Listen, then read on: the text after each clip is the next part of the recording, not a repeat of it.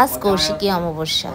সকালবেলা ঘুম থেকে উঠেই প্রথমে ঘর কুড়িয়ে ঘর দুয়ারে নাতা দিয়ে আমি স্নান করে পুজো দিতে বসলাম, কারণ পুজো দেওয়াটা সবচেয়ে বড় কাজ। সকালবেলা পুজোটা দিয়ে দেওয়া হয়ে গেলে মনে হয় যে অনেকগুলো কাজ কমে গিয়েছে।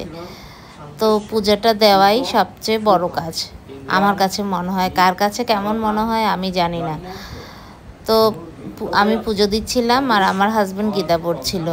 এর মধ্যে আমি একটু ভিডিও করে নিলাম। ওই যে আমার ফ্রিজটা দেখছেন, ওইটা হচ্ছে নিরামিষের ফ্রিজ। ওখানে যাবতীয় নিরামিষের জিনিসপত্রই থাকে। এর মধ্যে রান্নাঘরে এসে এক চুলায় চা আর এক চুলায় গরম জল বসিয়ে দিলাম সিদ্ধ। আবার আটার কাই ধরে নিলাম, কারণ সকালবেলা আমরা সবাই মিলে রুটি খাই। তো জনপ্রতি আমি 2টা করে রুটি ছেঁকে নিলাম। তো আমার রুটি ছাকা হয়ে আসলে আমি এর মধ্যে পেঁয়াজ মরিচ কেটে নিলাম ডিম ভাজি করার জন্য। তো আমাদের আবার ঘরে বিভিন্ন জনে বিভিন্ন রকম খায়।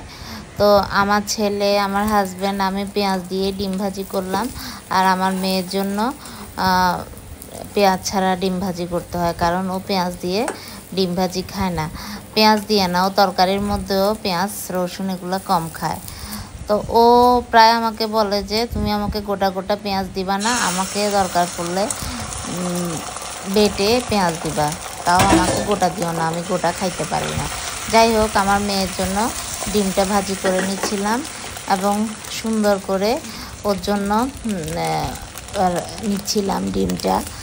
কিন্তু ও তাও সন্দেহ করছে যে ডিমের মধ্যে পেঁয়াজ আছে কি না।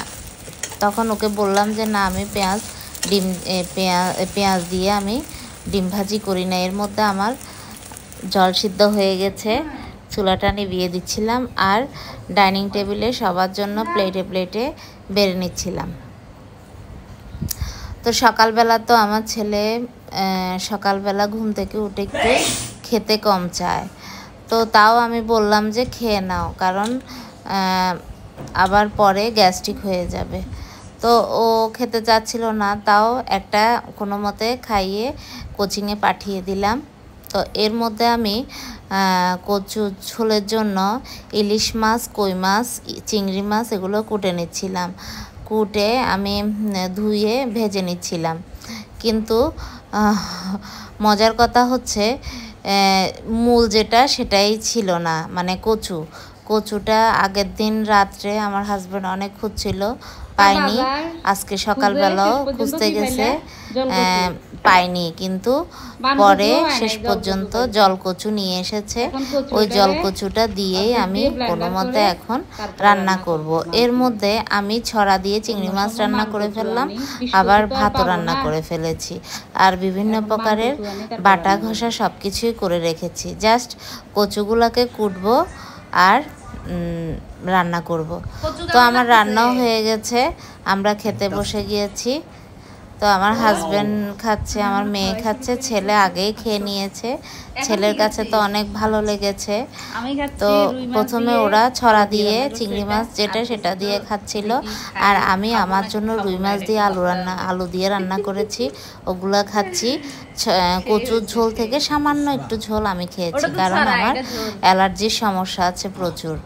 তাই আমি ইলিশ মাছ, চিংড়ি মাছ এগুলো একটু এড়িয়ে চলি। তো আমার হাজব্যান্ডকে জিজ্ঞেস করছিলাম যে কেমন হয়েছে, তো তখন তার অনুভূতি প্রকাশ করছিল। অবশ্যই কচুর ঝোল নো, ফ্যান্টাস্টিক। তো এই কচু কি কচু? এটা কচু তো কচুই। কি কচু আনছো? এটা হলো জল কচু। কচু তো পাওয়া যায়নি। হ্যাঁ, দুধের স্বাদ গোলে মেটানো। আসলে সত্যি রান্না হলে যে কিছু স্বাদ হয়েছে সত্যি। তাহলে আমি সার্থক। Thank you. তোমাদেরকে রান্না করে খাওয়াইতে পারলে আমি সার্থক। তো ধন্যবাদ, সবাই ভালো থাকবেন।